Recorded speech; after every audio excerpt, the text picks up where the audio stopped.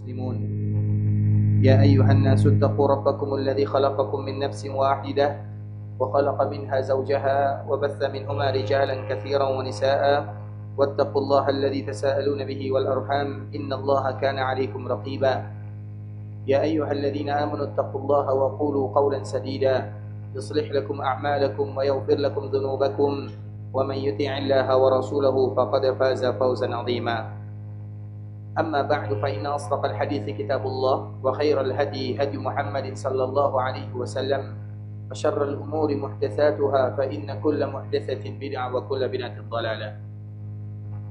إخوة الإسلام, saudara kaum muslimin, kaum muslimat, ikhwani, akhawati, rahimani wa rahimakumullah.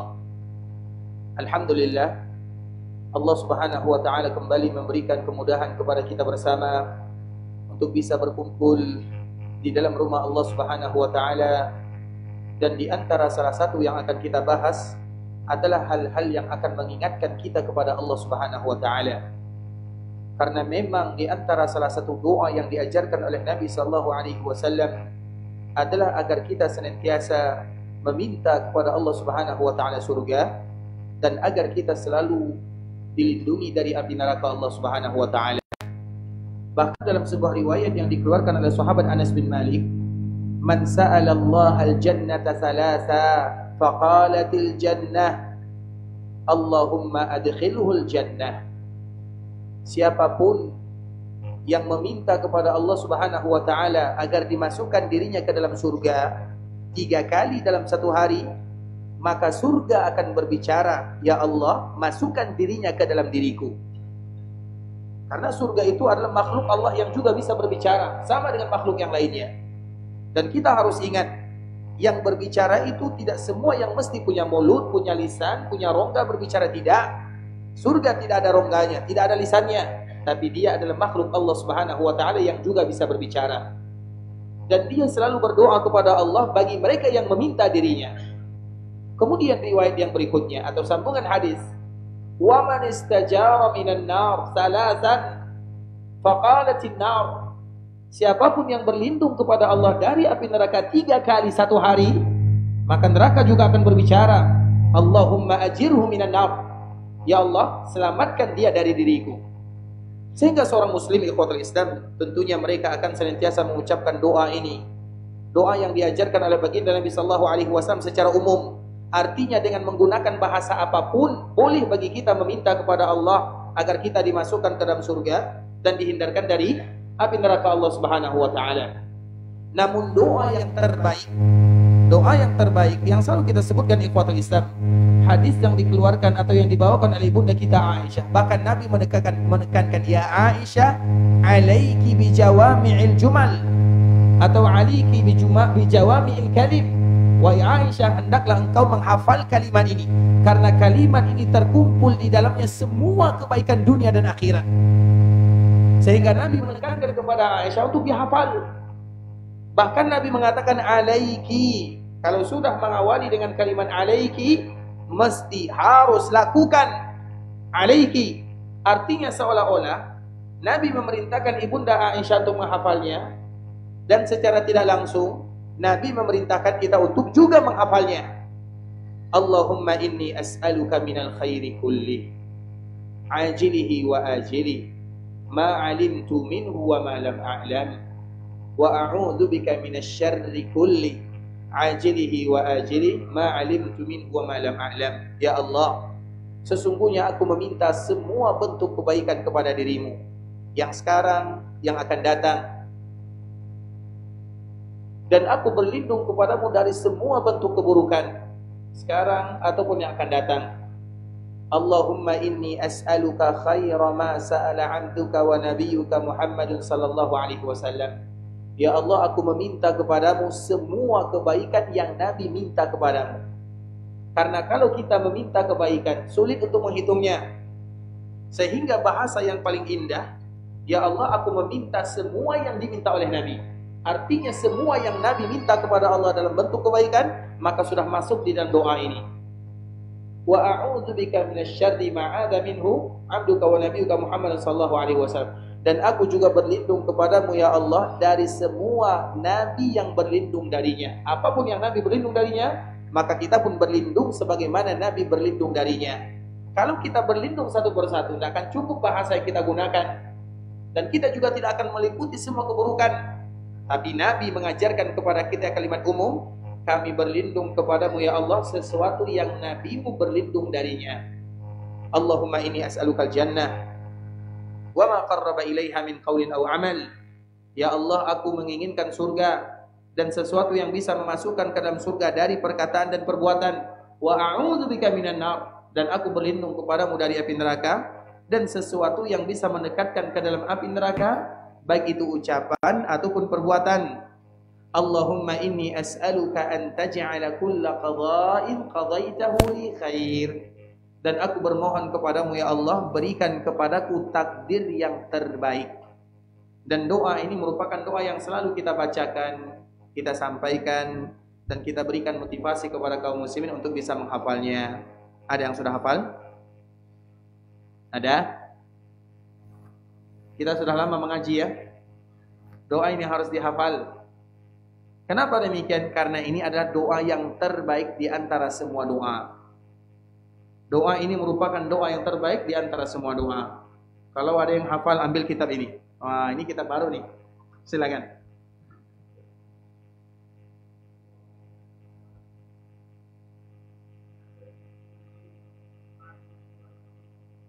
Ajilihi. Baik. Ma alimtu wa ma lam. Baik.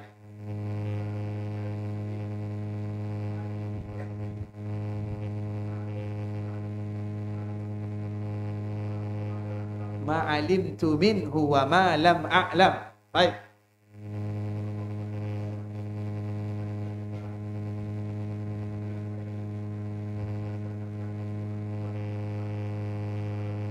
Allahumma inni as'aluka khaira.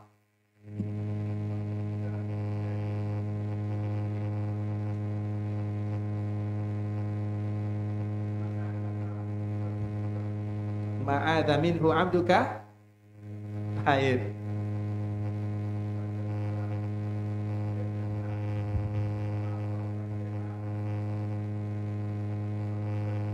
Wa ma qarraba ilaiha min qaulin aw 'amal. Baik.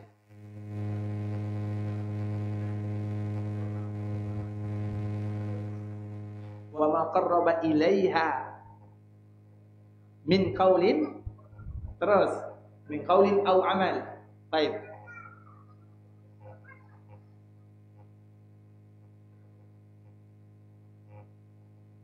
Masya Allah, sulit Pak ya. Berhak mendapatkan kitab ini atau tidak? Belum berhak kata kawan-kawan. Karena nanti yang lain cemburu ya. Baik, berarti ini sajalah kitabnya. Masya Allah, silakan Pak. Masya Allah, barakallah. Bisa diamalkan Pak.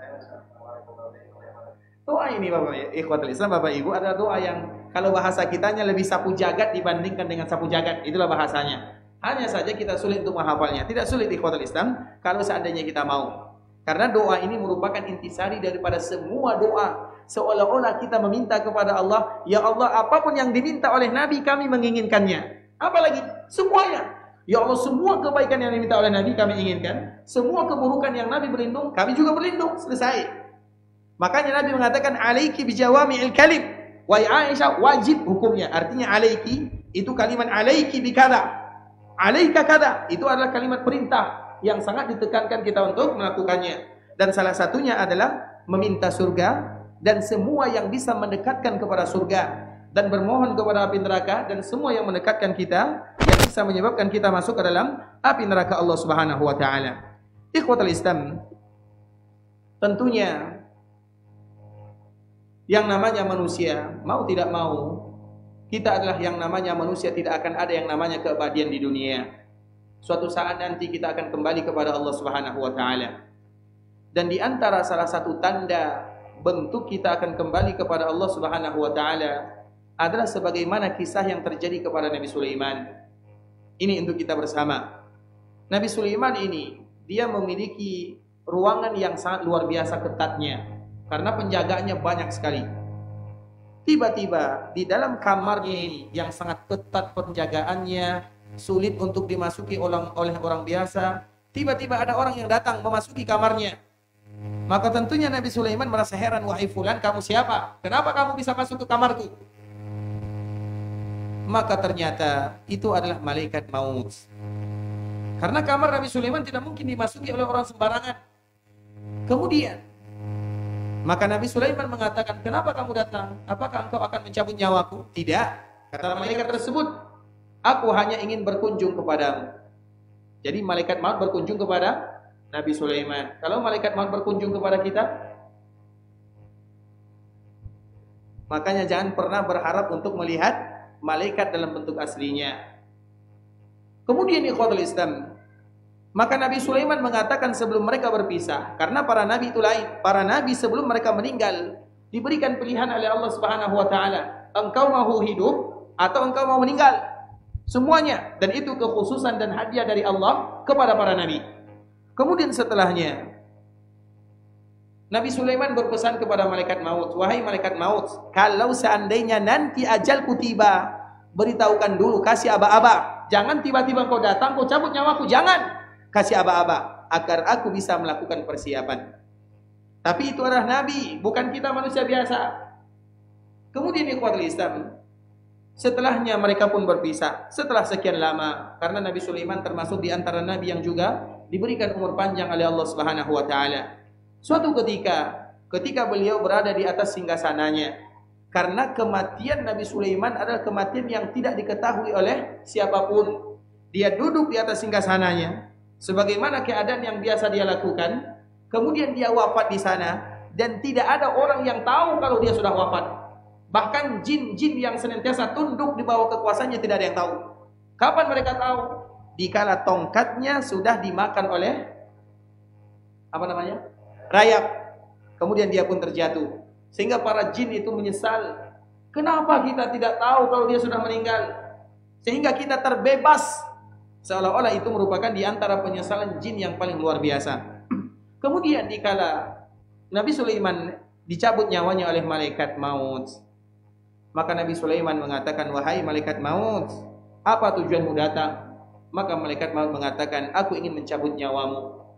Kemudian maka Nabi Sulaiman mengatakan, bukankah dulu aku berpesan kepadamu, kalau engkau ingin mencabut nyawaku, kasih aba-aba, kasih tanda.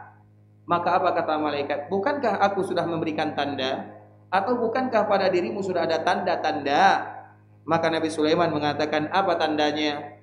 Di saat itulah malaikat maut mengatakan, bukankah jenggotmu yang berwarna putih itu adalah sudah suatu tanda?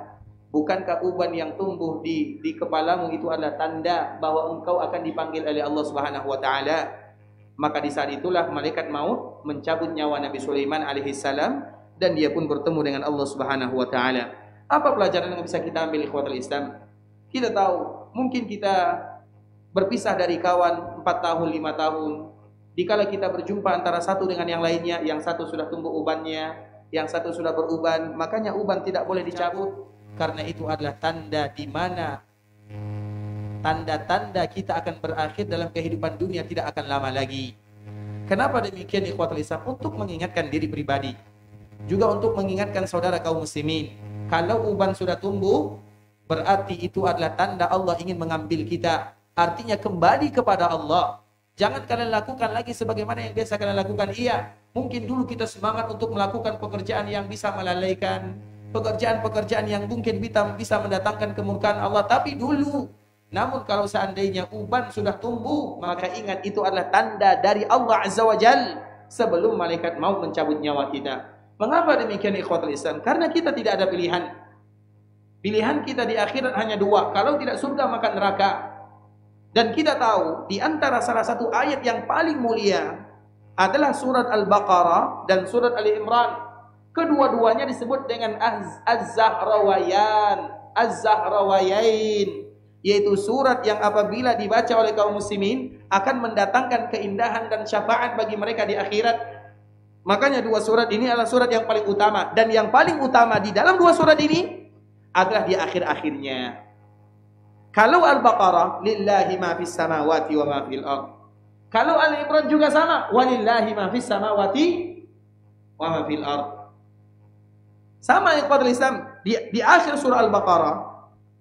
Di akhir surah Al-Baqarah Allah menyebutkan lillahi ma fis samawati wa ma fil ard. In tubdu ma fi anfusikum aw tukhfu yuhasibukum bihi Allah fayaghfiru liman yasha wa yu'adzibu man yasha. Begitu juga di akhir surah Al-Imran, walillahi mulkus samawati wal ard wallahu ala kulli syai'in qadir. Inna fi khalqis samawati wal ardi wa ikhtilafil laili wan nahari la ayat. Ayat ini ayat yang selalu dibaca oleh Nabi di malam hari. Kenapa demikian? Karena di sana ada ayat di mana Allah Subhanahu wa taala menyebutkan bagaimana sifat seorang manusia. Dan di antara salah satu doa yang kita baca, Rabbana innaka man tudkhilin nar faqad akhzaita. Tujuan kita ini ikhwatul Islam, tujuan kita yang pertama kali beribadah kepada Allah adalah bagaimana kita selamat dari api neraka. Tujuan kita beribadah adalah bagaimana selamat dari api neraka. Maka dalam ibadah itu disebut dengan rukun ibadah, yaitu al-khauf. Yang pertama al-khauf, takut. Kalau ada yang bertanya, engkau beribadah untuk apa? Takut neraka. Iya, kita takut akan api neraka. Kemudian engkau beribadah untuk apa? Ingin masuk surga. Iya, kita beribadah ingin masuk surga. Kemudian ada lagi bertanya, untuk apa kamu beribadah? Karena cinta kepada Rabbul Izzati wal Jalalah. Iya juga. Karena tiga ini tidak boleh dipisah dari ibadah. Setiap kali kita beribadah, maka ada tiga rukun atau tiga syarat yang harus kita ingat. Rasa takut, rasa berharap, dan rasa cinta. Dan yang pertama kali dikedepankan adalah rasa takut. Takut kepada siapa? Takut akan ancaman Allah Subhanahu wa taala. Maka di antara cita-cita kita yang tertinggi atau di antara cita-cita kita yang paling mulia, beribadah untuk selamat dari api neraka. Sedangkan masalah masuk surga itu taufik dan karunia dari Allah Subhanahu wa taala. Bisa dipahami?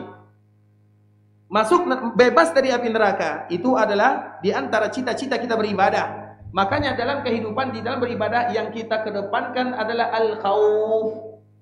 Syarat ibadah atau rukun ibadah itu ada tiga. Al-khaufu war-raja'u wal-mahabbah.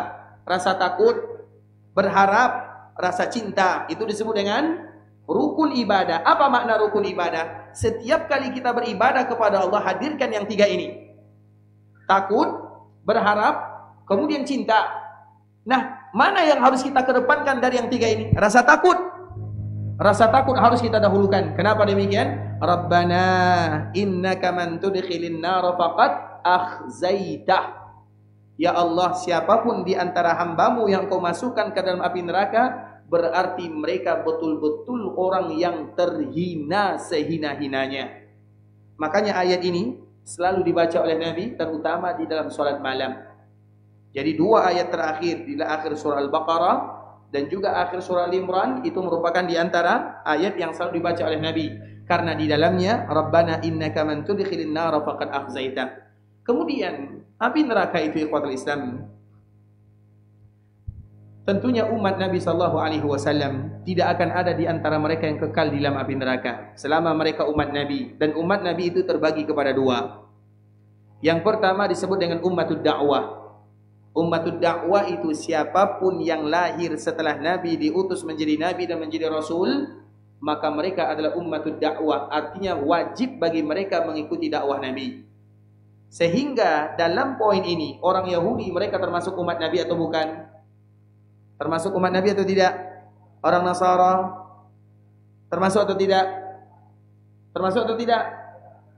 Ummatud da'wah termasuk umat Nabi atau tidak? Kita ulang lagi kaedahnya. Ummatud da'wah itu adalah orang yang wajib menerima dakwah Nabi setelah Nabi diutus menjadi Nabi dan menjadi Rasul. Itu disebut dengan ummatud da'wah. Berarti orang Yahudi termasuk atau tidak? Orang Nasara, agama lain, semuanya termasuk ke dalam kategori umat Nabi, tapi umat dakwah, yaitu umat yang Nabi berdakwah kepadanya. Namun ada umat yang kedua, namanya ummatul ijabah, yaitu umat yang mengijabah dakwah Nabi. Karena ummatul dakwah tidak semua yang mengijabah, dan semua yang mengijabah itu adalah bagian daripada ummatul dakwah. Paham sampai di sini? Jadi apakah kita mengatakan, boleh kita mengatakan orang Yahudi, orang Nasrani mereka adalah umat Nabi? Boleh atau tidak? Boleh atau tidak? Tidak. Boleh atau tidak? Boleh atau tidak? Boleh.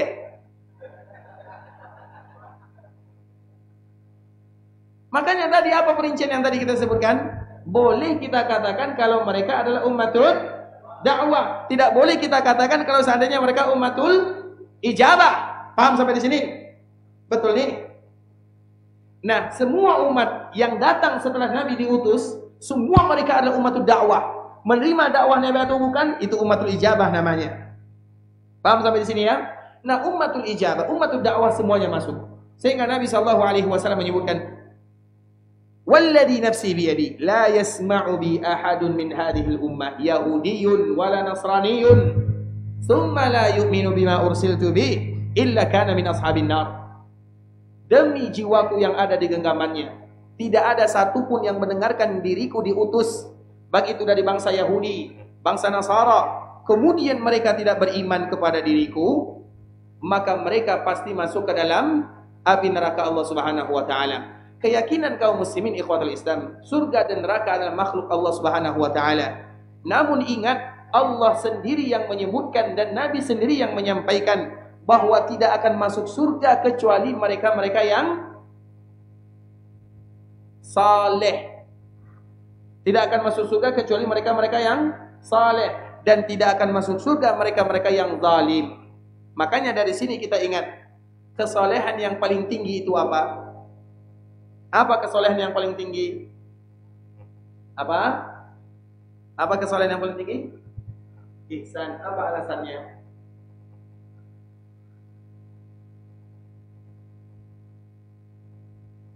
Apa kesalehan yang paling tinggi? Ihsan. Kalau kesolehan yang paling tinggi, maka tidak ada di antara kita yang menjadi soleh di sini satupun. Iya atau tidak? Ihsan itu ikhwatul Islam, itu adalah derajat yang sulit untuk didapatkan. Ihsan itu, orang kalau sudah salat, mereka tidak akan ingat apapun. Kalau kita sedang salat, apa yang kita ingat? Semuanya. Hutang belum dibayar, ini belum laris, semuanya kita ingat.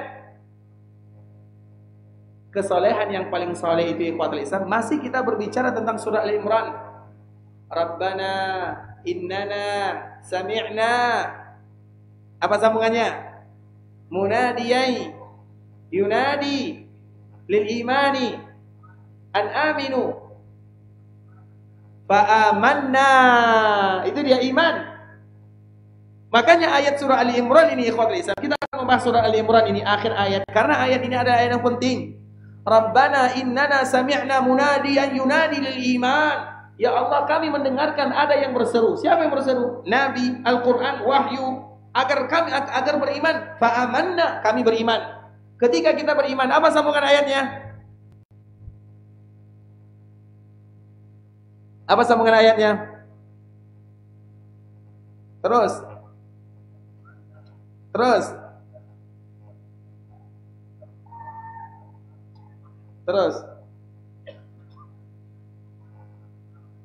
Siapa yang berani maju? Silakan di sini. Baik. Sambungan boleh.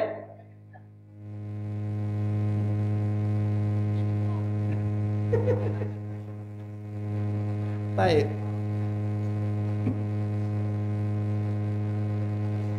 Anda usah biar terlambat. Lanjut.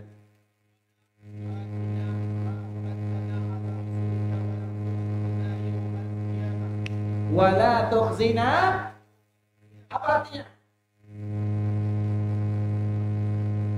Artinya di ayat yang sebelumnya, Rabbana innaka man tudkhilin nar faqad akhzaita wala tukhzina. Sama kalimatnya. Apa artinya?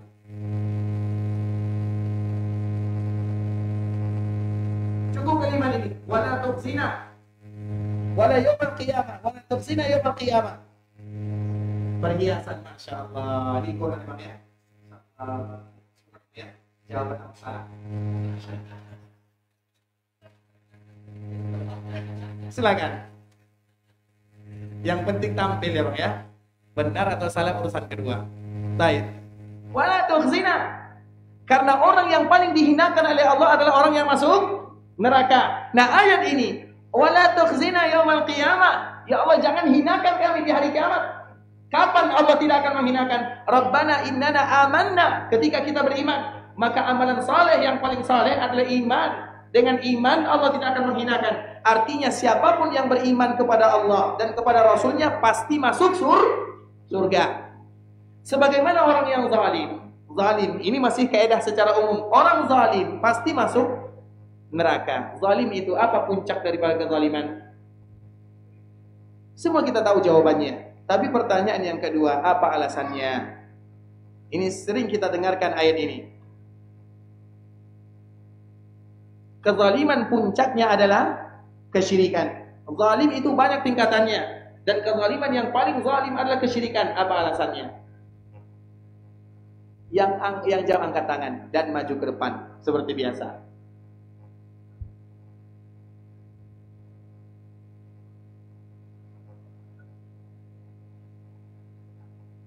Baik, abang angkat tangan ya. Ini angkat tangan. Kalau abang tangan dapat lagi tuh. Baik, silakan.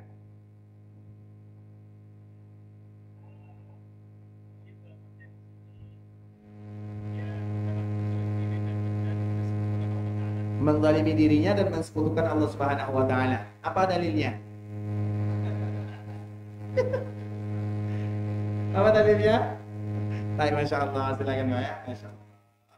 Inna syirka la zulmun azim. Ya bunayya la tusyrik billah. Inna syirka la zulmun azim. Kesyirikan itu adalah puncak daripada kezaliman. Artinya ikhwatul Islam, orang yang melakukan kezaliman puncaknya itu dengan kesyirikan, maka mereka tidak akan pernah mencium surga Allah Subhanahu wa taala. Ini kaidah yang harus kita ketahui agar kita tahu Allah Subhanahu wa taala hanya menghalalkan surganya untuk orang-orang yang beriman. Apa itu kaidah beriman? Apa itu iman? Apa itu iman? Iman. Beriman kepada Allah, tidak tahu. Atau takut? Kayaknya lebih takut ya. Iman kepada Allah, malaikat, rukun-rukun iman yang diperintahkan kepada kita untuk meyakininya. Kita harus yakin dan kita harus ketahui bahwa surga itu bukan milik semua. Surga itu milik Allah. Dan Allah hanya menghalalkan orang-orang yang beriman masuk ke dalam surga. Itu kaidah ikhwatul Islam. Makanya nanti, dikala terjadi hari akhirat, akhirat itu ada fasenya. Pertama, kita akan dikumpulkan oleh Allah Subhanahu wa taala di padang mahsyar, dibangkitkan dalam keadaan tidak berpakaian, dalam keadaan tidak menggunakan sandal, dalam keadaan tidak bersunat, dan kita akan berada di padang mahsyar dan kita pun akan minum dari telaga. Setiap umat, setiap nabi ada telaganya.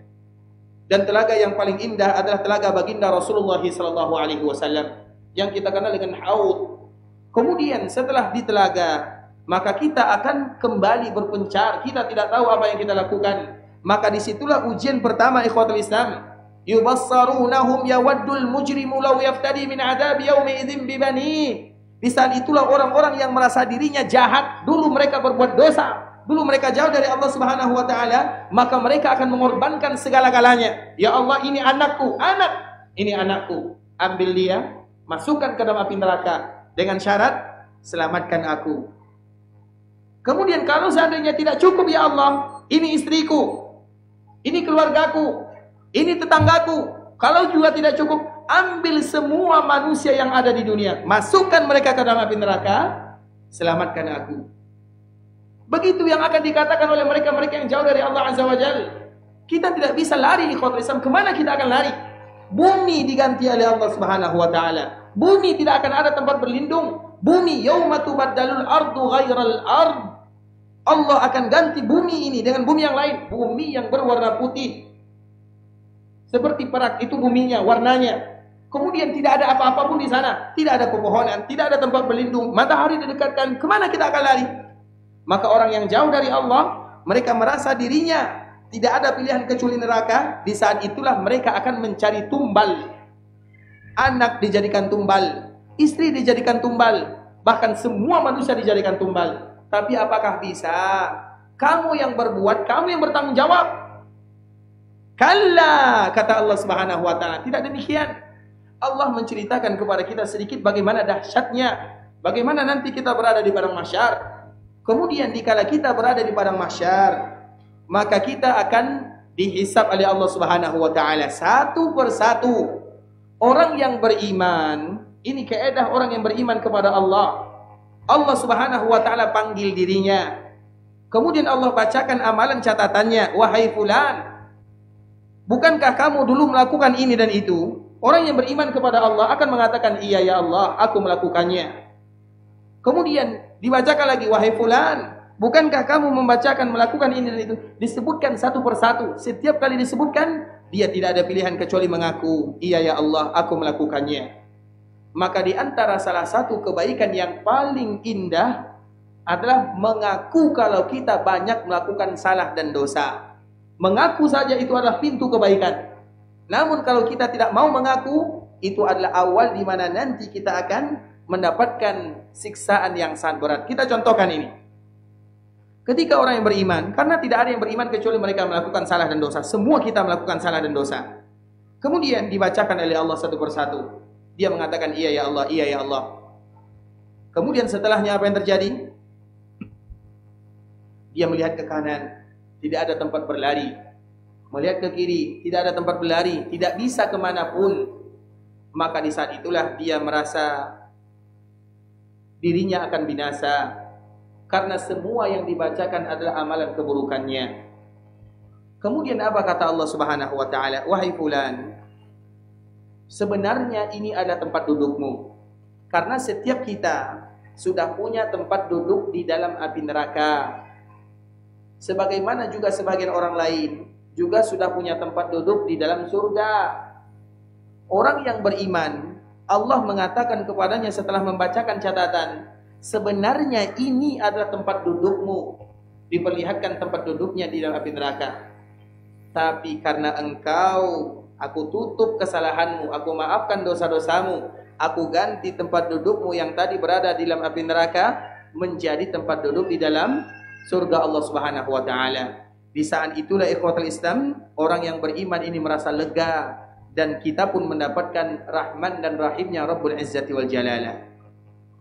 Sedangkan mereka yang tidak beriman, baik itu orang yang fasik, orang yang zindik, orang yang kufar, mereka dipanggil oleh Allah juga satu persatu, dibacakan amalan catatannya. Wahai fulan, bukankah dulu kamu melakukan ini? Dia tidak mau mengaku.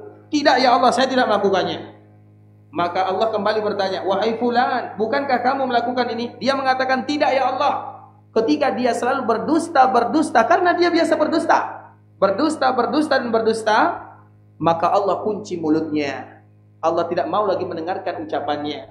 Al-yawma nakhtimu ala afwahihim wa tukallimuna aydihim. Allah tutup mulutnya. Allah ganti yang berbicara itu adalah tangannya. Tangan bisa berbicara, kaki bisa berbicara, kulit berbicara. Di saat itulah Allah mengatakan, wahai tangan bicara, wahai kaki bicara, sebutkan apa yang kamu lakukan, sebutkan apa yang kamu kerjakan. Sehingga di saat itulah berbicara semua anggota badannya, dan pada akhirnya Allah mengatakan, sebenarnya inilah tempat dudukmu. Disebutkan tempat duduk di dalam surga.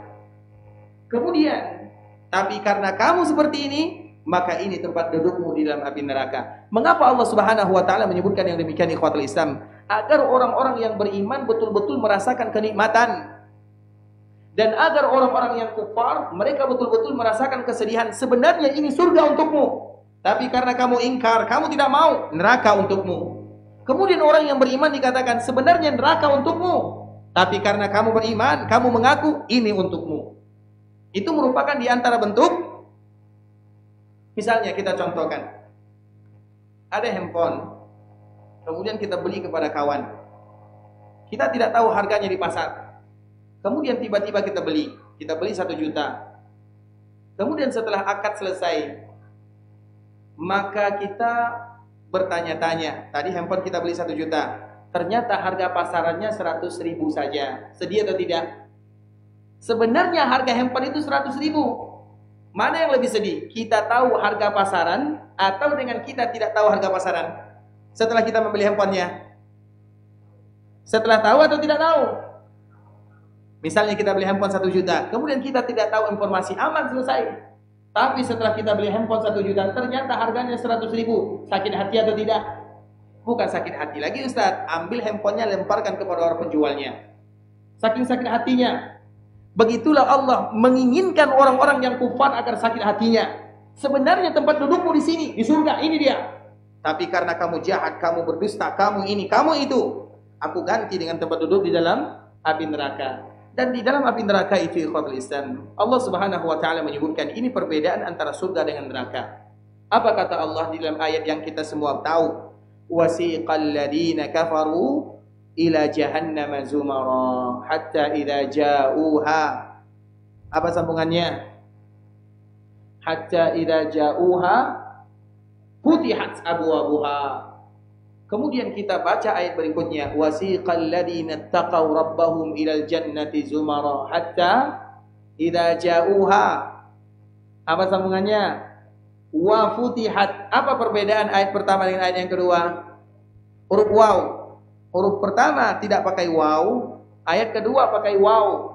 Artinya ikhwatul Islam, orang yang masuk neraka itu tidak ada muqaddimahnya. Kalau masuk neraka langsung masuk neraka tanpa ada muqaddimah. Makanya Allah menyebutkan wasiqal ladzina kafaru ila jahannam zumara. Diseret orang-orang yang masuk ke dalam api neraka. Dikala mereka sampai langsung masuk tanpa ada muqaddimah. Tanpa ada kata-kata sambutan. Langsung masuk. Tapi berbeda dengan orang yang masuk surga. Wasiqal ladzina taqaw rabbahum ilal jannati zumara. Ketika orang-orang yang bertakwa, mereka digiring masuk ke dalam surga. Wa futihat, dan akan dibukakan. Dan akan dibukakan. Artinya apa? Dikala mereka berada di depan pintu surga, tidak langsung masuk surga. Tunggu dulu. Ada muqaddimahnya, ada aba-abanya, ada kata pengantarnya. Dan kata pengantarnya adalah dari baginda Muhammad bin Abdullah sallallahu alaihi wasallam. Karena surga tidak diizinkan oleh Allah untuk dibuka, kecuali yang pertama kali adalah untuk baginda Muhammad bin Abdullah sallallahu alaihi wasallam.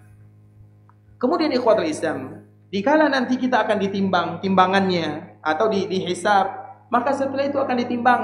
Apa yang ditimbang? Semuanya. Amalan ditimbang, catatan amalan ditimbang, kita pun akan ditimbang, semuanya akan ditimbang. Catatan amalan ditimbang, tulisan kita, malaikat yang menulis catatan amalan itu akan ditimbang. Maka perbanyaklah catatan amalan yang baik atau kalimat-kalimat yang Allah ridhai. Dan kalimat yang paling Allah ridhai adalah kalimat la ilaha illallah. Kemudian orangnya juga akan ditimbang. Kita ini akan ditimbang. Catatan ditimbang, amalan ditimbang, kita pun akan ditimbang. Kemudian setelah ditimbang, maka akan melewati sirat. Nah, sirat ini hanya akan dilewati oleh mereka-mereka yang punya keimanan sahaja. Yang tidak punya iman, tidak ada yang namanya sirat bagi mereka. Langsung masuk ke dalam jahannam. Orang yang tidak beriman tidak melewati sirat. Artinya apa ikhwatul Islam? Mereka akan berhenti setelah timbangan sampai di sirat. Yang melewati sirat khusus bagi mereka yang beriman, baik imannya lemah atau imannya kuat atau siapapun dia, maka mereka akan melewati sirat. Sedangkan mereka yang tidak beriman, mereka tidak melewati sirat. Kenapa demikian? Mereka langsung masuk ke dalam api neraka Allah Subhanahu wa taala. Dari sinilah di antara keyakinan yang harus kita ketahui, yang masuk surga itu hanya mereka-mereka yang beriman. Yang tidak beriman tidak akan pernah mencicipi surga untuk selama-lamanya. Dan itu adalah keyakinan yang diajarkan oleh baginda Rasulullah sallallahu alaihi wasallam.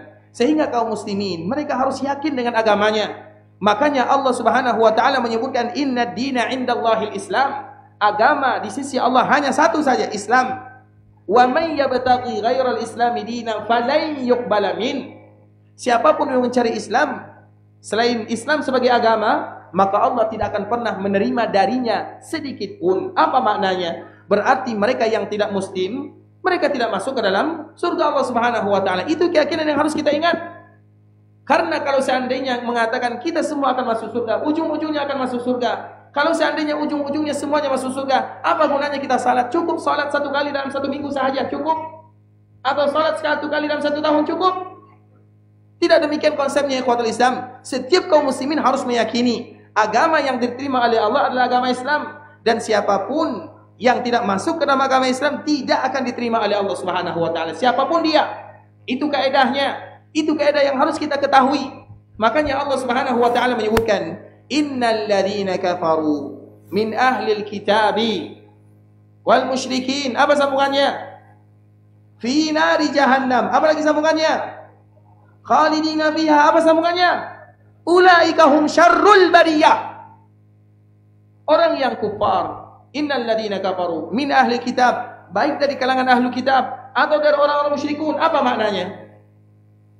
Orang yang kufar dari ahli kitab, karena ada ahli kitab yang tidak kufar, ada ahli kitab yang beriman, ada ahli kitab yang kufar. Wal musyrikin, sedangkan musyrikun semuanya kufar kepada Allah Azza wa Jalla.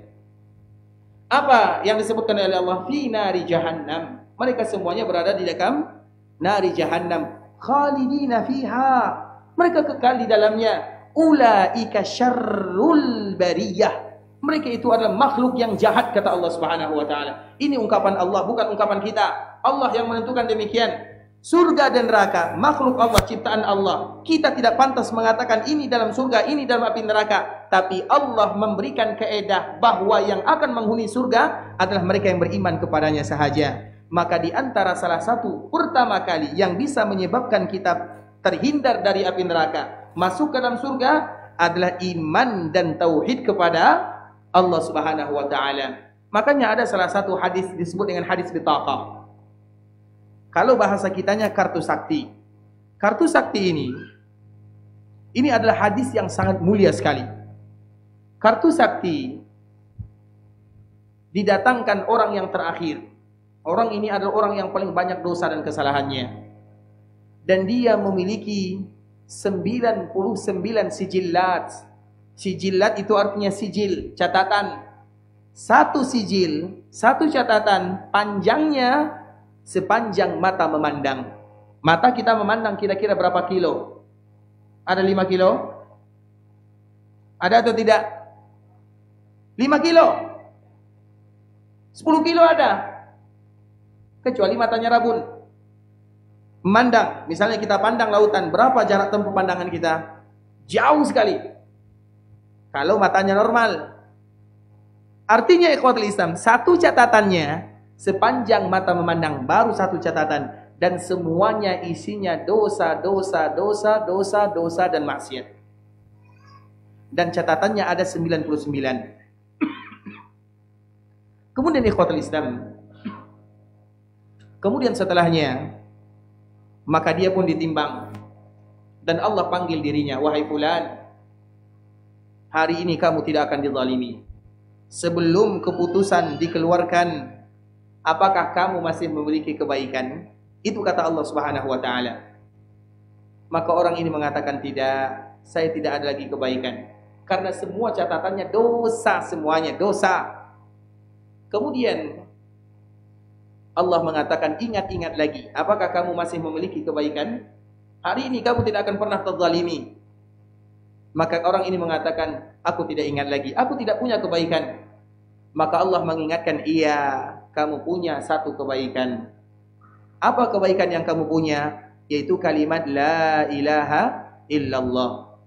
Maka orang ini mengatakan, ya Allah, bagaimana kalimat la ilaha illallah satu saja, la ilaha illallah, dibandingkan dengan 99 yang isinya dosa dan kemaksiatan, tidak mungkin setara, tidak mungkin bisa digabungkan. Kemudian apa kata Allah? Tidak. Innakal yawma la tudlam. Hari ini kamu tidak akan pernah dizalimi. Maka diambil catatan la ilaha illallah. Kemudian diambil catatan 99 dosa dan maksiat. Kemudian ditimbang malat bihinna la ilaha illallah. Maka kalimat la ilaha illallah, catatan yang ada di dalamnya la ilaha illallah, menyelamatkan dirinya dari 99 dosa ini. Sehingga dari sini para ulama menyebutkan ikhwatul Islam, di antara salah satu yang paling mudah menyelamatkan kita dari api neraka Allah Subhanahu wa taala adalah tauhid. Sesungguhnya Allah mengharamkan neraka bagi mereka yang mengucapkan kalimat la ilaha illallah. Makanya di antara afdalul dzikri la ilaha illallah. Kalimat ini adalah kalimat yang mana kita ingin hidup di atasnya, dan kita pun bermohon kepada Allah. Salah satu permintaan kita, ya Allah, jangan wafatkan aku kecuali aku mengucapkan kalimat la ilaha illallah. Kalimat inilah yang akan menyelamatkan kita dari api neraka Allah Subhanahu wa taala. Ikhwatul Islam, karena waktu Isya sudah masuk dan kita belum masuk ke dalam pembahasan yang sesungguhnya. Karena pembahasan kita adalah dahsyatnya neraka Allah Subhanahu wa taala. Tadi yang kita sampaikan itu semuanya muqaddimah. Maka setelah ini baru nanti kita akan sampaikan beberapa hadis Nabi sallallahu alaihi wasallam berkaitan dengan dahsyatnya api neraka. Dan kita azan dulu sebentar, kemudian nanti setelah azan kita sambung. Insyaallah bisa sabar ya. Baik, karena kalau kita salat nanti kita berputar-putar, susah untuk mengaturnya kembali. Maka kita azan sementara dan setelahnya kita akan bacakan beberapa hadis Nabi sallallahu alaihi wasallam berkaitan dengan siksa atau dahsyatnya neraka Allah Subhanahu wa taala. Barakallahu fiik.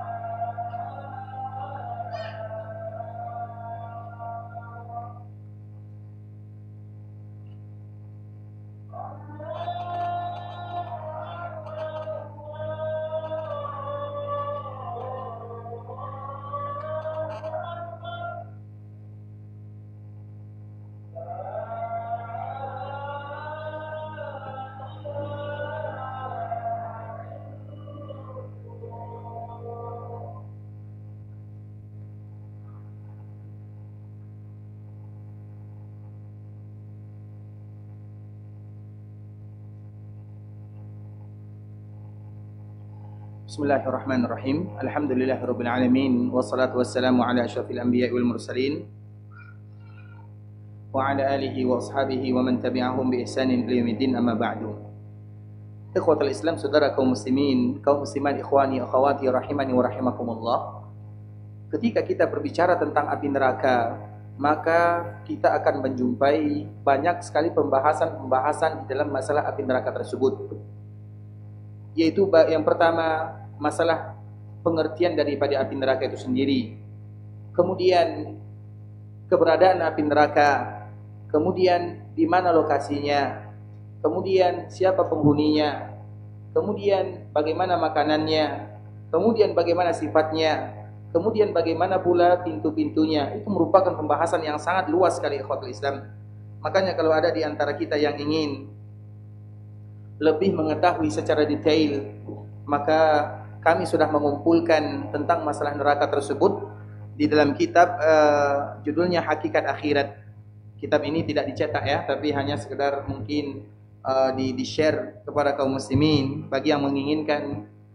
Ya, kurang lebih 800 halaman lah. Pembahasan terakhir itu adalah tentang surga dan neraka. Maka kita akan mengetahui semua yang berkaitan dengan api neraka. Artinya semua tentang sifatnya, keadaannya, nama-namanya, bagaimana penduduknya, kemudian yang berkaitan dengan neraka Allah Subhanahu wa taala. Dan kita akan sebutkan salah satunya di antaranya bagaimana neraka Allah Subhanahu wa taala. Kenapa pembahasan ini merupakan pembahasan yang harus kita perhatikan baik-baik, ikhwatul Islam. Neraka, berbicara tentang neraka, yang kita bayangkan adalah ancaman yang sangat luar biasa. Dan itu bukan ancaman yang main-main dari Allah Subhanahu wa taala. Betul-betul Allah Subhanahu wa taala akan memasukkan mereka yang durhaka ke dalamnya. Maka nanti akan terkenal ada orang yang namanya al-jahannamiyun. Jahannamiyun, yaitu orang-orang yang berada dalam jahannam, disebut dengan al-jahannamiyun. Tapi bagaimanapun al-jahannamiyun, siapapun di antara mereka yang masih ada keimanannya, mereka tidak kekal. Hanya saja mereka transit dulu di neraka Allah Subhanahu wa taala. Namun kita tidak tahu berapa lama mereka transit dalam api neraka Allah. Dan transit di neraka Allah Subhanahu wa taala walau 1 detik itu sudah menghilangkan semua nikmat yang ada di dunia. Maka ada salah satu riwayat ikhwatul Islam ini menunjukkan bagaimana dahsyatnya neraka Allah Subhanahu wa taala. Allah Subhanahu wa taala mendatangkan orang yang paling bahagia di dunia, tidak pernah merasakan kesengsaraan, kesedihan sedikit pun. Dan dia termasuk penduduk neraka Allah Subhanahu wa taala. Karena biasanya yang pertama kali masuk ke dalam neraka Allah Subhanahu wa taala atau yang pertama kali masuk ke dalam surga adalah orang-orang miskin. Dan biasanya ikhwatul Islam, orang-orang yang menghuni neraka Allah Subhanahu wa taala adalah orang-orang yang melampaui batas. Maka Allah menyebutkan kalla innal insana la yatagha. Sesungguhnya manusia itu akan melakukan kezaliman, taghat, taut kalau bahasa kitanya. La yatagha. Kapan itu terjadi? Sambungan berikutnya, ar-ra'ahu istaghna. Ketika dia merasa dirinya sudah mulai kaya. Kaya apa? Kaya semuanya. Baik itu kaya harta, kaya tenaga, kaya kekuatan. Setiap kita ikhwatul Islam, kalau kita punya kelebihan, ini sifat manusia. Setiap kita kalau punya kelebihan, kita akan berusaha menonjolkan kelebihan. Dan ketahuilah, dikala kita sudah mulai menonjolkan kelebihan, itu adalah awal langkah kita mulai melakukan pelampauan batas. Itu kaidah manusia. Kadang orang kuat mereka menonjolkan kekuatannya. Orang kaya mereka menampakkan kekayaannya. Orang yang tampan menampakkan ketampanannya. Itu sifat manusia. Memperlihatkan kelebihan itu biasa, tapi jangan di luar daripada kategori yang tidak diizinkan dalam agama. Maka Allah menyebutkan kalla innal insana la yatgha ar-ra'ahu istaghna. Ketika mereka melihat dirinya sudah mulai kaya. Kaya itu artinya tidak butuh kepada yang lainnya atau diberikan kelebihan oleh Allah Subhanahu wa taala. Dan salah satunya ikhwatul Islam adalah karena harta. Makanya kita lihat mereka yang masuk ke dalam neraka Allah Subhanahu wa taala adalah orang-orang yang tagha. Fir'aun, Qarun, Haman, Abu Jahal, Ubay bin Khalaf, semuanya itu adalah orang-orang yang tagha. Dan semua mereka itu adalah orang-orang yang diberikan kelebihan oleh Allah Subhanahu wa taala di dunia. Mereka menikmati kehidupan dunia dengan senikmat-nikmatnya, tapi mereka adalah penduduk neraka Allah Subhanahu wa taala. Makanya ikhwatul Islam, di akhirat akan dipanggil orang-orang yang seperti ini. Orang yang paling merasa nikmat, tidak pernah merasakan kesusahan. Kemudian dicelupkan sibghah. Sibghah itu satu celupan. Ibarat kita bikin teh, dimasukkan satu celupan, kemudian kembali diangkat. Maka dia ditanya oleh Allah, apakah kamu pernah merasakan kenikmatan selama ini? Maka orang tersebut langsung mengatakan, demi Allah, aku tidak pernah merasakan kenikmatan sedikit pun. Padahal dia adalah orang yang paling berbahagia di dunia. Kemudian yang berikutnya, didatangkan pula orang yang paling sengsara, yang mungkin makannya tidak cukup, memberikan anak sekolah juga tidak mampu, melakukan kegiatan tidak sanggup. Pokoknya adalah orang yang paling buksa. Buksa itu artinya orang yang paling menderita hidupnya. Coba bayangkan siapa yang paling menderita hidupnya. bisa jadi orang yang tidak punya tangan, atau orang yang tidak punya indera, atau orang yang tidak ada apapun dalam kehidupan dunia. Maka dipanggil oleh Allah Subhanahu wa taala, kemudian dicelupkan di dalam surga, dan Allah pun bertanya kepadanya, apakah kamu pernah merasakan kesusahan? Maka apa jawaban orang tersebut? Demi Allah, saya tidak pernah merasakan kesusahan sedikit pun. Padahal dia adalah orang yang paling menderita, paling susah, paling sengsara hidupnya, dan dia termasuk penduduk surga. Dicelupkan dalam satu celupan, maka dia akan hilang semua penderitaan yang pernah dia rasakan. Agar kita tahu ikhwatul Islam, umur kita tidak lebih daripada 60 atau 70 tahun. Itu adalah keedah daripada hadis Nabi sallallahu alaihi wasallam, a'maru ummati ma baina 60 wa 70. Umur umatku berkisar antara 60 sampai 70. Lebih daripada 70 kita tidak produktif, tidak aktif. Kawan kita sudah mulai obat-obatan, kawan kita sudah tongkat, kacamata, kasur. Itu kawan kita. Kawan kita bukan lagi manusia. Kalau lebih daripada 70 itu secara umum. Kemudian ikhwatul Islam, jangan sampai yang 70 tahun ini akan membuat kita menderita untuk selama-lamanya. Makanya itulah pikiran seorang muslim. Kita harus tahu, di dunia kita hidup tidak lebih daripada 70 tahun. Kalau lebih dari 70 tahun, maka kita juga tidak akan aktif, tidak bisa melakukan kegiatan. Oleh karenanya, seseorang yang berakal, orang yang betul-betul lurus pemikirannya, adalah mereka yang akan senantiasa melakukan persiapan dalam kehidupannya. Sehingga setiap gerak langkahnya mereka akan berpikir, apakah ini yang terbaik untuk bekalku di akhirat? Apakah ini mendatangkan kemurkaan Allah Subhanahu wa taala? Apakah ini jalan menuju surga Allah Subhanahu wa taala? Apakah perbuatan ini bisa mengantarkan diriku ke dalam api neraka Allah Subhanahu wa taala? Itu yang harus kita pikirkan. Coba bayangkan ikhwatul Islam, di alam barzah saja, sebelum terjadi hari kiamat saja kita tidak tahu kapan akan terjadi. Misalnya sekarang, wafat, ada salah seorang yang wafat, kita, tetangga kita siapapun, dan dia akan berada di alam barzah sampai kapan? Sampai terjadi hari kiamat. Kapan terjadi hari kiamat? Tidak ada yang tahu. Artinya di alam barzah saja begitu lama waktunya. Utsman bin Affan radhiyallahu ta'ala anhu, setiap kali berziarah ke perkuburan, maka beliau akan menangis. Maka orang bertanya kepadanya, apa yang menyebabkan engkau menangis seperti ini wahai Utsman? Maka Utsman mengatakan, sesungguhnya al-qabr awwalu manazilil akhirah. Itu adalah awal langkah kita menuju gerbang akhirat, maka disebut dengan barzakh. Barzakh itu artinya adalah pemisah antara dunia dengan akhirat. Makanya setelah fajar, kemudian sebelum syuruk, disebut dengan waktu apa? Ada waktu fajar, kita salat fajar, salat subuh. Kemudian kita akan setelahnya syuruk. Antara fajar dengan syuruk ini disebut dengan apa? Apa namanya? Disebut siang atau malam? Kita tahu fajar, salat subuh. Kita salat subuh. Kemudian setelah subuh sampai syuruk, antara subuh dengan syuruk ini dinamakan apa? Disebut siang atau disebut malam?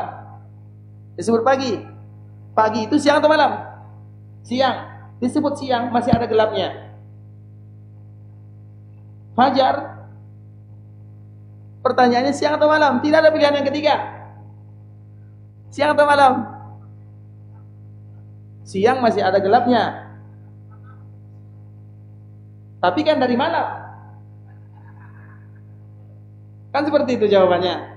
Kalau menuju siang berarti dari malam. Maka disinilah para ulama menyebutkan itulah waktu barzakh.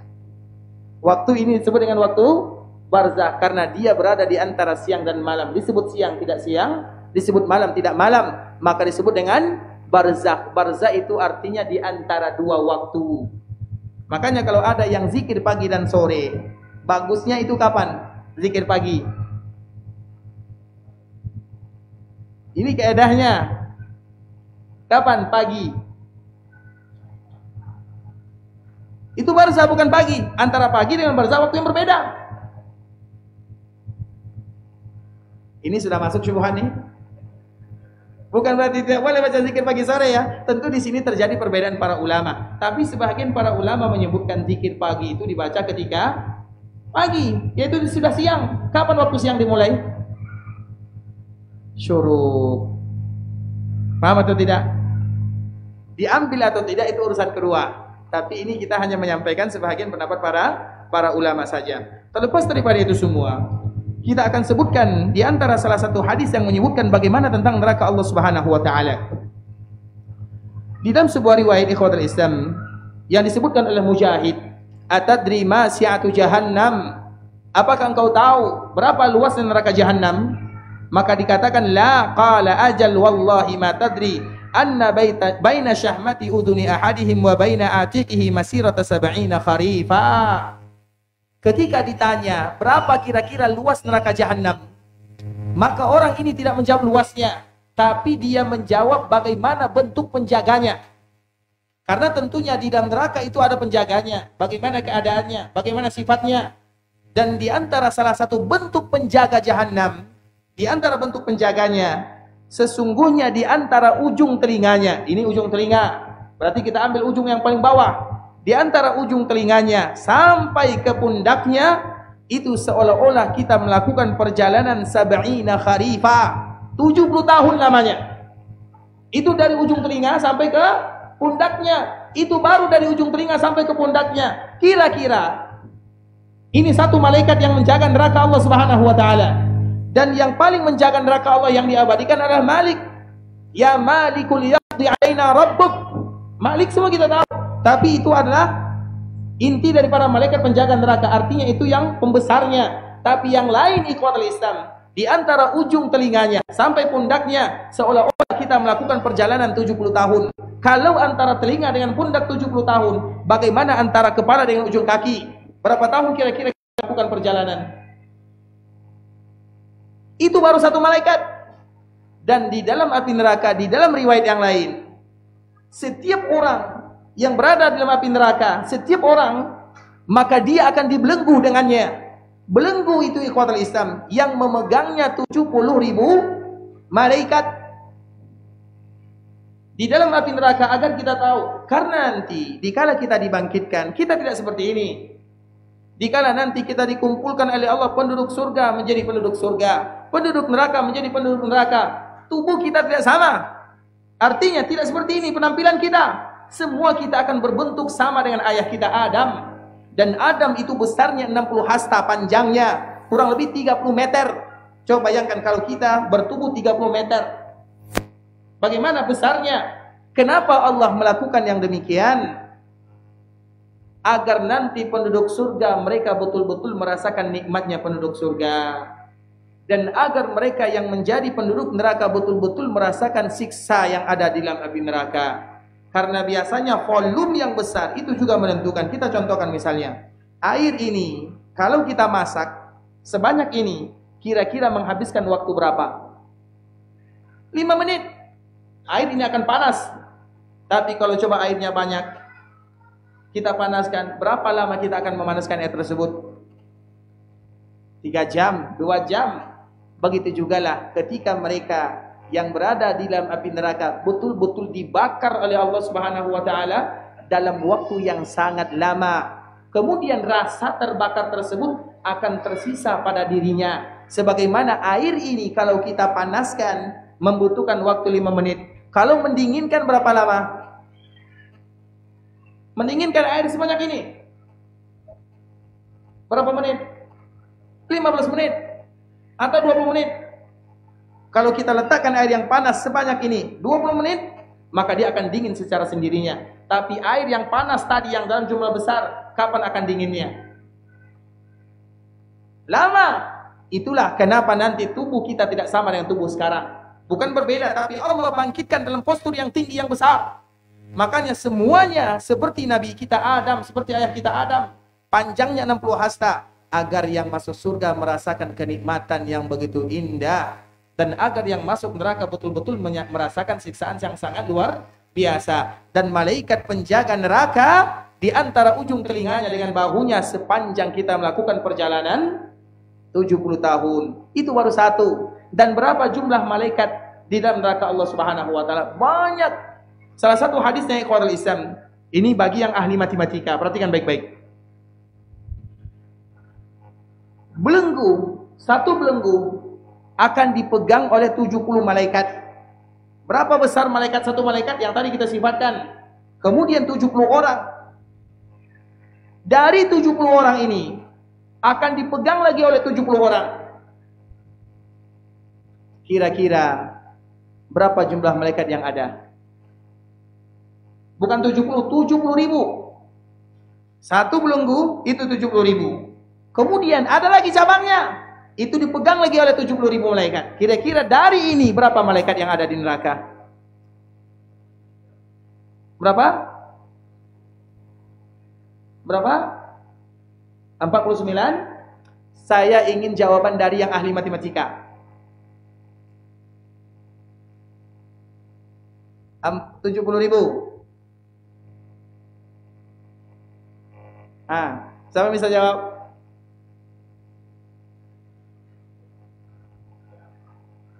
Berapa? Berapa? 4 triliun 9 miliar. Betul nih. Nggak ada yang berani yang bisa jawab nih. Cobalah hitung baik-baik.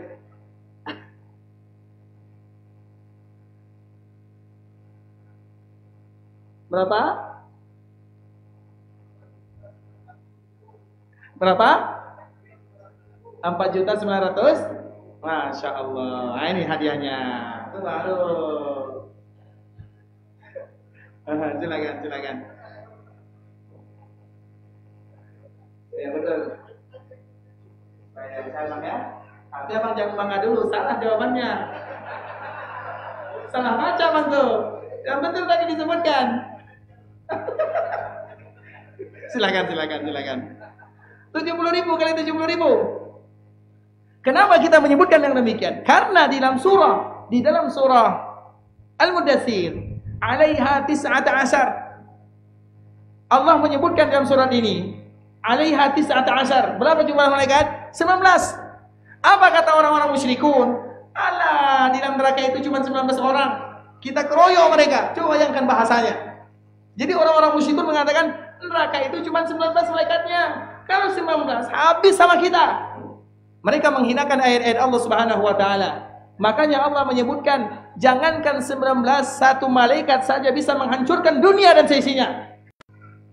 Apalagi 19, apalagi 70 ribu kali 70 ribu. Itu baru malaikat di ikhwatul Islam, belum lagi yang lainnya. Makanya dalam riwayat yang dikeluarkan oleh Imam Muslim dari sahabat Abdullah bin Mas'ud, yu'ta bin nar yaumal qiyamah laha 70.000 zimam. Didatangkan di hari kiamat, dia memiliki 70 ribu belenggu. Ma'a kulli zimamin 70.000 malik yajurrunaha. Dan setiap belenggu dari 70 ribu ini ada lagi 70 ribu malaikatnya yang akan menyeretnya. Sehingga bagaimana kita akan lari di sana? Dan itu adalah ungkapan orang-orang musyrikun. Sehingga siapapun yang bercanda dengan neraka, itu adalah ungkapan yang juga pernah diucapkan oleh orang-orang musyrikun. Makanya ketika Nabi mengatakan 'alaiha 19, di dalam neraka itu hanya 19 orang saja, maka orang-orang Abu Jahal, Abu Lahab, Abu yang lainnya yang ada di sana, mereka datang kepada Nabi, kalau cuma 19, mudah bagi kami untuk mengalahkannya. Mudah. Maka di saat itulah Nabi menyebutkan hadis ini.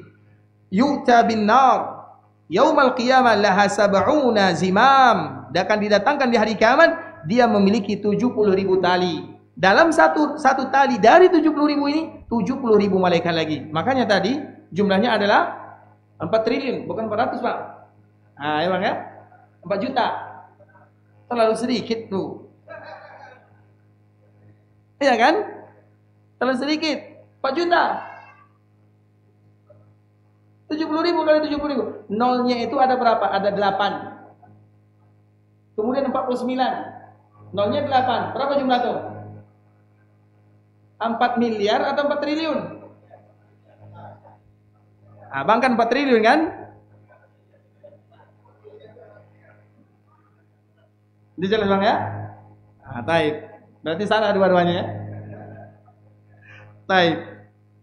Kemudian ikhwatul Islam, kita bacakan lagi di antara salah satu bentuk bagaimana dahsyatnya neraka Allah. Satu hadis lagi ya, atau dua hadis.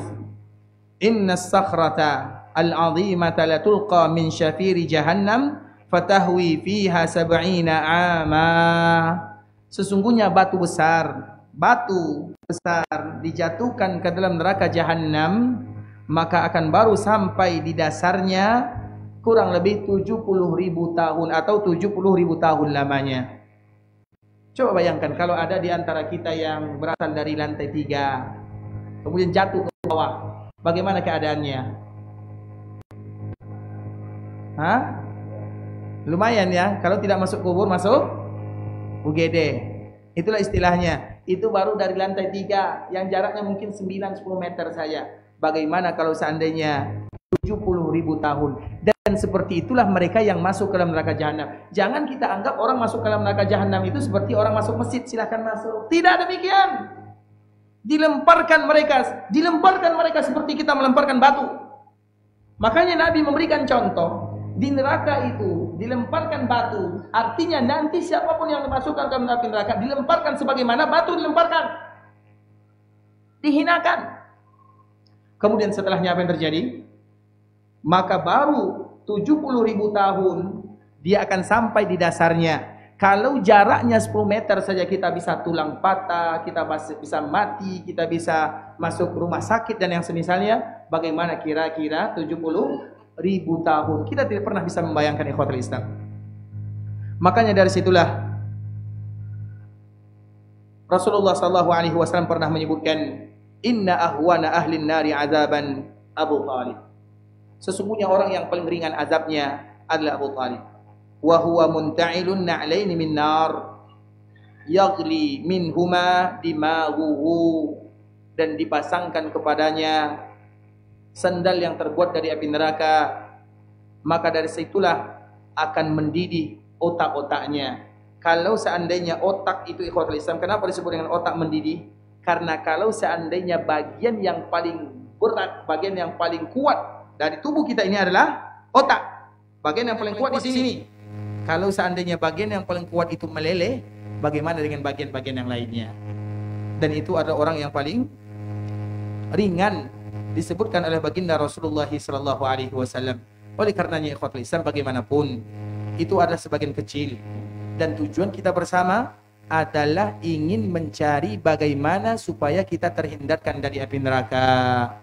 Maka itu yang harus kita cari. Apa sih solusi agar kita bisa terhindar dari neraka Allah Subhanahu wa taala? Itu yang harus kita cari. Yang pertama, bagaimana kita senantiasa hidup dalam keadaan mentauhidkan Allah Subhanahu wa taala. Makanya pernah kita ajarkan doa, Allahumma ahyina muslimin wa tawaffana muslimin wa alhiqna apa doanya? Wa alhiqna bis-salihin. Allahumma ahyina muslimin, ya Allah hidupkan kami dalam keadaan Islam, wafatkan kami dalam keadaan Islam, dan kumpulkan kami bersama orang-orang yang saleh. Karena kalau kita wafat dalam keadaan Islam, sebanyak apapun dosa kita, maka kita tidak akan pernah kekal dalam api neraka. Maka itu yang pertama. Yang kedua, ikhwatul Islam, di antara salah satu yang bisa menghindarkan kita dari api neraka Allah Subhanahu wa taala adalah menjaga salat 5 waktu. Perhatikan baik-baik. Allah mengatakan siapapun yang menjaga salat 5 waktu, menjaga wuduknya, menjaga rukuknya, menjaga sujudnya, fahaqqan 'ala Allah, maka Allah wajibkan untuk dirinya agar mengharamkan orang ini dari api neraka Allah Subhanahu wa taala. Makanya di antara salah satu kemuliaan yang Allah berikan kepada mereka yang menjaga salat 5 waktunya adalah husnul khatimah. Di antara salah satu keutamaan yang sangat mulia yang Allah berikan kepada mereka yang menjaga salat 5 waktunya, husnul khatimah. Karena memang itu adalah janji Allah Subhanahu wa taala. Artinya apa? Siapapun yang menjaga dirinya dengan menyempurnakan ibadah salatnya di masjid bersama kaum muslimin, tumaknina, khusyuk, sempurna, ruku', sujud, wuduknya, maka Allah memberikan kepadanya kewajiban untuk dirinya mengharamkan orang ini dari api neraka Allah Subhanahu wa taala. Itu adalah cara yang kedua. Kemudian cara yang ketiga, bagaimana supaya kita terhindar dari api neraka Allah Subhanahu wa taala? Cara yang ketiga adalah dengan memperbanyak sedekah. Ingat ikhwatul Islam, bersedekah bukan untuk orang kaya. Bersedekah yang sesungguhnya itu adalah untuk semuanya, tanpa dipilah dan dipilih.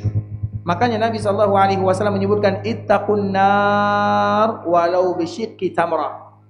Takutlah kalian kepada Allah walau separuh biji kurma.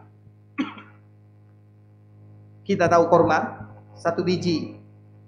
Kurma sekarang 1 kilo berapa harganya? 1 kilo berapa harganya? 10.000. Ada 10.000 harganya? 20.000? Anggaplah 50.000. 1 kilo. Kemudian 1 butir dari 1 kilo itu berapa harganya?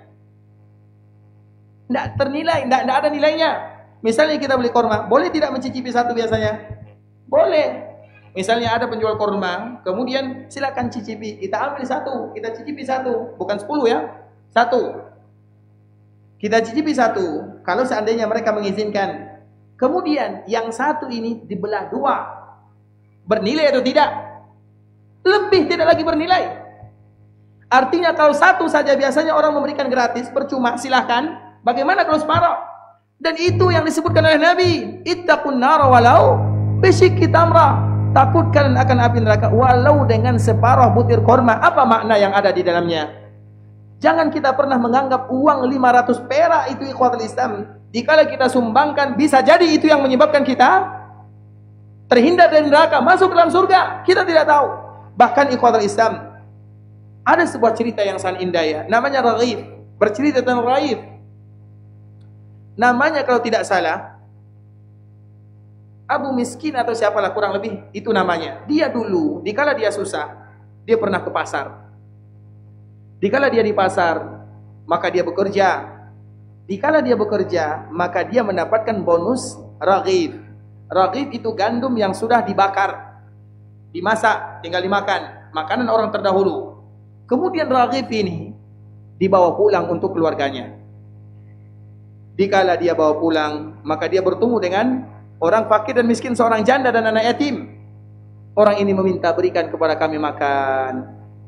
Di saat itulah kasihan hatinya. Tinggal satu-satunya raghib ini diberikan kepada orang tadi, janda dan anak yatim. Kemudian dia kembali bekerja dan mendapatkan roti yang lain. Kemudian dia berikan kepada keluarganya. Kemudian pada akhirnya dia pun setelahnya berusaha dan menjadi orang kaya. Ketika menjadi orang kaya, dia pun tetap bersedekah. Kemudian dia pun meninggal. Dikala dia meninggal, apa yang terjadi ikhwatul Islam? Maka dia diterima sedekahnya dari yang dulu pertama kali dia bersedekah. Sedangkan di ujung-ujungnya dikala dia sudah mulai berpunya, bersedekah, tidak diterima oleh Allah Subhanahu wa taala sedekahnya. Kenapa demikian ikhwatul Islam? Karena sedekah yang pertama betul-betul karena Allah Subhanahu wa taala. Sedangkan sedekah yang berikutnya bisa jadi karena kepentingan yang lainnya. Coba bayangkan, raghib itu istilah roti yang tidak ada nilai harganya. Maka disebut dengan raghib, terbuat dari kandum yang buruk. Kalau ada yang bersedekah dengan itu ikhwatul Islam, coba lihat bagaimana. Makanya Nabi menyebutkan ittaqun nar walau bisyikki tamrah. Takut kalian kepada Allah akan api neraka walau separuh butir kurma, bukan 1 butir, separuhnya. Artinya jangan pernah kalian anggap remeh nilai sedekah yang kalian berikan, walau 1.000 perak, 500 perak dan yang semisalnya. Karena itu merupakan di antara salah satu cara kita terhindar dari neraka Allah Subhanahu wa taala. Dan masih banyak lagi ikhwatul Islam. Makanya nanti kalau ada di antara kita yang ingin membahas tentang api neraka, maka ada tulisan kitab Hakikat Akhirat. Semoga bisa bermanfaat dan semoga nanti kita bisa mencetaknya ya, karena bukunya agak sedikit tebal, berapa ratus halaman, maka sulit bagi kita untuk mencetaknya. Dan ini adalah cetakan lama ya, cetakan lama ini 600 halaman, mungkin agak sulit bagi kita untuk membacanya dan melihatnya karena tulisannya masih tulisan lama. Dan semoga Allah memberikan manfaat terhadap apa yang kita sebutkan. Tujuan kita adalah agar kita bisa terhindar dari neraka Allah Subhanahu wa taala. Ikhwatul Islam, saudara kaum muslimin, kaum muslimat, ikhwani wa akhwati rahimani wa rahimakumullah. Sampai di sini pembahasan yang bisa kami jelaskan. Yang benar dari Allah, yang salah dari diri kami pribadi karena kurangnya ilmu kami. karena kebodohan, karena kejahilan, karena ketidaktahuan, kami mohon dimaafkan. Sekarang kalau ada yang ingin bertanya maka kami persilakan. Wallahu ta'ala alam. Mungkin 2 atau 1 pertanyaan kami persilakan. Ada yang ingin bertanya? Silakan.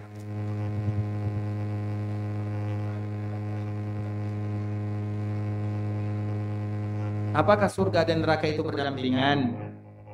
Masalahnya saya belum masuk surga, jadi saya tidak tahu jawabannya.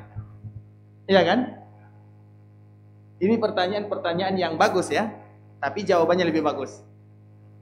Karena ada beberapa pertanyaan yang seperti itu. Ikhwatul Islam, contoh dulu. Guru kami pernah ditanya, apakah Nabi Yusuf dengan Zulaikha itu menikah? Apa jawabannya? Menikah atau tidak? Beliau menjawab, saya tidak hadir di walimahnya. Saya tidak hadir di walimahnya. Paham ya? Seperti inilah pertanyaannya. Dan semoga Allah mudahkan kita masuk ke dalam surga Allah Subhanahu wa taala. Artinya pertanyaan seperti ini sulit bagi kita karena kita tidak ada di sana. Setiap perkara-perkara akhirat mabniyun 'alal ghaibiyat.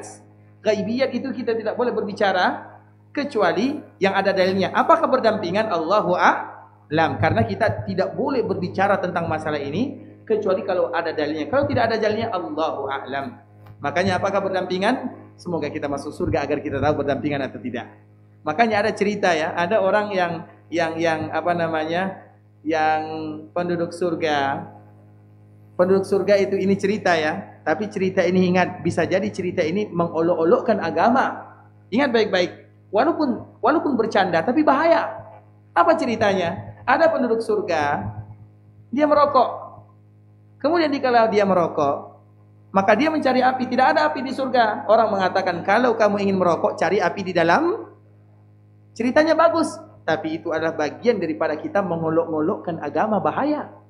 Bisa dipahami? Surga dan neraka tidak boleh kita berbicara tentangnya kecuali ada dalilnya. Karena perkara-perkara akhirat mabniyun 'alal ghaibiyat. Semuanya perkara yang gaib tidak boleh berbicara, apalagi mengarang-arang cerita. Itu fitnah terhadap agama. Bisa dipahami? Barakallahu fikum. Baik, yang lain.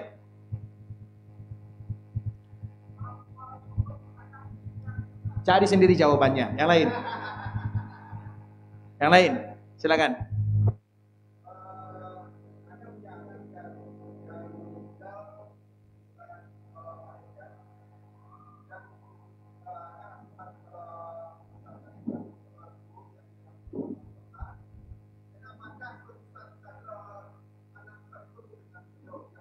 Masya Allah, barakallahu fiik. Ingat ikhwatul Islam, siapapun yang diambil oleh buah hati oleh Allah, siapapun yang diambil oleh Allah buah hatinya, maka Allah bertanya kepada malaikat yang mengambilnya, wahai malaikat-malaikatku, apakah engkau mengambil buah hati hambaku? Malaikat mengatakan, iya ya Allah.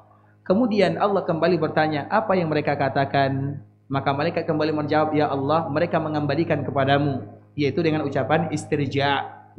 Maka di saat itulah Allah Subhanahu wa taala menjadikan anak tersebut sebagai tiket bagi orang tuanya masuk ke dalam surga Allah Subhanahu wa taala. Makanya siapapun di antara kita yang anaknya diambil oleh Allah, yang menjaganya adalah Nabi Ibrahim. Nabi SAW pernah bermimpi, ini mimpi Nabi. Kemudian dibawa oleh malaikat Jibril. Dikala malaikat Jibril membawa Nabi SAW, maka Nabi melihat ada 2 orang. Yang satu berdiri, yang satu duduk, atau yang satu berbaring. Yang berdiri ini ada batu di kepalanya. Kemudian batu ini dipecahkan kepada orang yang tadi berbaring. Nabi bertanya, mahadan, apa yang terjadi kepada mereka berdua? Apa kata Jibril? Intalik, intalik. Ayo kita berangkat, tidak usah kamu bertanya. Kemudian lewat lagi, dilihat lagi ada orang yang berenang. Yang satu berenang, yang satu berada di pinggiran. Yang berenang ini berenangnya di sungai darah. Yang satu ini setiap kali dia ke pinggir sungai, dimasukkan batu ke dalam mulutnya. Dan itulah yang selalu terjadi. Dimakannya batu tersebut, rusak badannya. Nabi kembali bertanya, mahazan, apa yang terjadi kepada mereka berdua? Jibril kembali mengatakan, intalik, intalik. Kemudian melihat kejadian yang ketiga, yang keempat, yang kelima. Pada akhirnya melihat ada anak-anak bersama seorang Nabi yang indah. Kemudian setelah sampai di tujuan, maka di saat itulah Jibril baru mengatakan, wahai Muhammad, aku akan beritahukan kepadamu apa makna daripada yang kamu lihat. Adapun yang pertama, yang satu berdiri, yang satu berbaring, yang berbaring ini dipecahkan batu setiap kali dipecahkan, diambil batu besar dipecahkan di kepalanya. Itu adalah orang-orang yang melalaikan salat. Dan mereka yang berpaling dari Al-Quran. Bahaya. Dikala kita mendengarkan hayya 'alas salah, hayya 'alal falah, kalau kita lalaikan, itu ancamannya. Kemudian yang kedua, yang tadi berenang di sungai darah, kemudian memakan batu, itu adalah orang-orang yang memakan riba. Kemudian yang ketiga, yang keempat, yang kelima, dan yang seterusnya, di ujung-ujungnya, itu adalah anak-anak kaum muslimin yang dipanggil oleh Allah Subhanahu wa taala dikala mereka masih kecil, yang merawatnya di sana adalah Nabi Ibrahim alaihissalam. Dan mereka semua adalah tiket untuk orang tuanya masuk ke dalam surga Allah Subhanahu wa taala. Iya, mungkin kita sedih dengan kehilangan orang yang paling kita cintai. Meninggal anak terutama di masa-masa mereka kecil itu luar biasa sedihnya. Dan yang paling merasakan kesedihan itu adalah Muhammad sallallahu alaihi wasallam. Lahir Qasim, kecil meninggal. Lahir lagi Abdullah, kecil meninggal. Lahir lagi Ibrahim, kecil meninggal. Nabi sallallahu alaihi wasallam. Lahir Zainab umur 25-an, di masa-masa mudanya meninggal. Ruqayyah meninggal, Ummu Kulsum meninggal. Satu-satunya yang tersisa adalah Fatimah radhiyallahu taala anha, meninggal semuanya. Dan itu adalah bentuk bagaimana kita termotivasi. Ketika Allah ambil anak kita, ternyata yang paling susah adalah baginda Rasulullah sallallahu alaihi wasallam. Dan ingat, iya mungkin kita bersedih dengannya, tapi bagaimanapun kembalikan kepada Allah. Karena nanti anak-anak ini mereka disuruh oleh Allah masuk surga. Wahai fulan, masuk ke dalam surga. Tapi mereka tidak mau masuk surga. Sampai membawa ayah dan ibunya. Dan Allah tidak mau kecuali dia masuk surga. Maka Allah pun mengabulkan keinginannya. Sehingga mereka mencari orang tuanya. Dan membawa orang tuanya masuk ke dalam surga Allah Subhanahu wa ta'ala. Barakallahu fikum. Yang lain. Apa? Kalau tidak ada anaknya meninggal waktu kecil, jangan bunuh pula anak agar kita masuk surga, bahaya ya. Taib ikhwatul Islam. Kalau tidak ada anaknya meninggal, ini apa namanya? Kesedihan orang yang meninggal anaknya itu bukan main, bukan sembarangan. Dan tidak semua orang yang anaknya meninggal mereka bisa bersabar. Banyak yang gila, banyak yang bunuh diri. Itu bukan perkara yang mudah. Kalau seandainya kita tidak punya anak yang meninggal, maka kewajiban kita adalah bagaimana kita mendidik mereka supaya mereka juga mengajak kita masuk ke dalam surga. Meninggal dalam kandungan, dilihat dulu kandungannya berapa umurnya. Karena Nabi SAW menyebutkan dalam hadis yang dikeluarkan oleh Imam Muslim, dibawakan oleh Imam An-Nawawi, kalau anak itu berumur di bawah 120 hari, di bawah 120 hari berarti berapa bulan? 3 atau 4? Memang tidak ada ahli matematika di sini ya. Salah selalu jawabannya nih. Nah, 120 hari berapa bulan? 3 atau 4? 120 hari 4 atau 3? Jangan ada lagi yang jawab 3 ya. Taib. Apabila umur anak tersebut gugur sebelum 120 hari, maka yang gugur itu daging, tidak ada fungsinya. Tapi kalau di atas 120 tahun, di atas 20 hari, di atas 120 hari sudah bernyawa. Ingat, siapapun yang keguguran anaknya dan anaknya berumur 120 hari, dia harus mandikan, dia harus akikahkan, dia harus berkasih nama. Dan dia adalah tiket dirinya untuk masuk ke dalam surga. Kita yang biasa kita bahas, apakah bisa membawaku masuk surga? Tapi kita tidak mau memberikan akikah untuknya. Bisa dipahami? Karena dia sudah bernyawa, dia sudah anak kita. Namakan dirinya Abdullah. Ini Abdullah, anakku Abdullah. Kemudian nanti akikah. Akikah siapa? Akikahku anaknya Abdullah. Mana dia? Sudah meninggal. Karena umurnya lebih daripada 120 hari. Jelas sampai di sini? Kewajiban kita tetap sebagaimana anak-anak yang lainnya. Lakukan semuanya. Selagi bisa kita melakukannya. Baik, yang lain. Sila.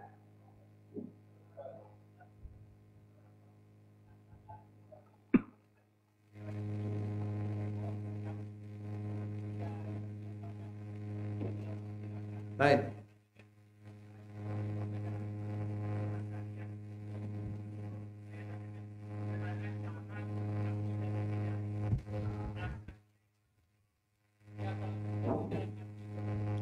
Baik, ada pertanyaan. Kita tahu ada hadis yang dikeluarkan oleh Imam Muslim. Ada 3 orang yang pertama kali dimasukkan oleh Allah ke dalam api neraka. Dan semuanya adalah gara-gara ibadah. Yang pertama kali masuk neraka orang yang syahid. Yang pertama kali masuk neraka orang yang baca Quran. Yang pertama kali masuk neraka orang yang bersedekah. Dan semua ibadah ini menyebabkan mereka masuk neraka. Alasannya karena mereka riya dan sum'ah. Mereka beribadah untuk mendapatkan pujian manusia. Pertanyaannya, bagaimana supaya kita terhindar dari riya dan sum'ah? Di antara salah satu jawabannya adalah doa yang diajarkan oleh baginda Rasulullah sallallahu alaihi wasallam, Allahumma inni a'udzubika an usyrika bika syai'an a'lamuhu wa astaghfiruka wa ana la a'lam. Hafal? Yang bertanya harus bertanggung jawab. Wajib dihafal doa ini. Kalau tidak hafal, nanti cari dalam zikir pagi dan sore. Ada kalimat ini. Allahumma inni a'udzubika an usyrika bika syai'an wa ana a'lam. Tak ada yang hafal nih. Ada yang hafal? Tak, sila.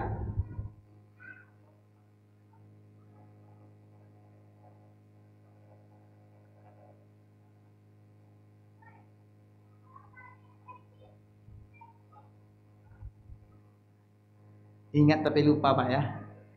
Saya ulang lagi. Allahumma inna na'udzubika min an nusyrika bika syai'an wa nahnu na'lam. Kalau itu nahnu ya. Wa na'udzubika min syarri.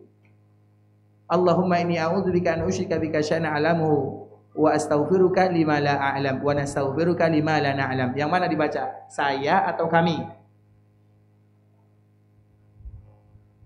Allahumma inna berarti kami, silakan. Allahumma inna na'udzubika min an nusyrika bika syai'an wa nahnu na'lam wa nastaghfiruka lima la na'lam. Allahumma inni a'udzubika an usyrika bika syai'an wa na'lam wa astaghfiruka wa ana la a'lam. Itu adalah doanya. Nanti dihafal ya. Itulah caranya. Dan juga doa yang diajarkan oleh Umar bin Khattab, Allahumma ja'al amali kullahu salihah waj'alhu liwajhika khalisa. Tambah lagi Pak ya. Jadi banyak doa-doa yang harus kita hafal agar ibadah kita diterima oleh Allah. Percuma kita beribadah kalau ujung-ujungnya masuk neraka. Dan yang masuk neraka itu adalah orang yang beribadah kalau ibadahnya bukan karena Allah Subhanahu wa taala. Dan semoga Allah memberikan keikhlasan kepada kita dalam setiap amal ibadah. Ikhwatul Islam, saudara kaum muslimin, kaum muslimat, ikhwani akhwati rahimani wa rahimakumullah. Kami mengucapkan jazakumullah khairan kepada semuanya yang sudah menunggu. Sudah hampir jam 8.30 ya. Kami mohon dimaafkan atas keterlambatan. Dan setelah ini insyaallah kita akan melakukan salat Isya berjamaah. Jazakumullahu khairan. Assalamualaikum warahmatullahi wabarakatuh. Baba TV Sunnah, belajar agama baru alim.